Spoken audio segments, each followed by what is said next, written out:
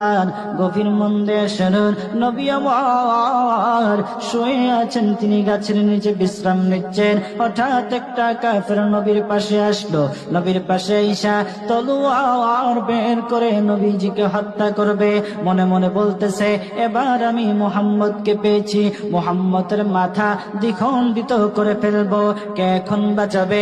আপনার আমার নবী মুহাম্মদুর রাসূলুল্লাহ সাল্লাল্লাহু আলাইহি ওয়াসাল্লাম বিশ্রাম নিচ্ছেন। কাফের ডেকে ডেকে বলতেছে, ও মুহাম্মদ, এখন তোমাকে আমার হাত থেকে কে বাঁচাবে? বলো, কে তোমাকে আমার হাত থেকে বাঁচাবে? আপনার আমার নবী মুহাম্মদুর রাসূলুল্লাহ সাল্লাল্লাহু আলাইহি ওয়াসাল্লাম বলে উঠলেন, আমাকে বাঁচাবেন আমার আল্লাহ, আমাকে বাঁচাবেন আমার আল্লাহ। আল্লাহর নামটা উচ্চারণ করার সাথে সাথে ওই কাফেরের শরীরটা থরথর করে কাঁপতে লাগলো। কাঁপতে কাঁপতে কাঁপতে কাঁপতে তলোয়ারটা তার হাত থেকে পড়ে গেল। আপনার আমার নবী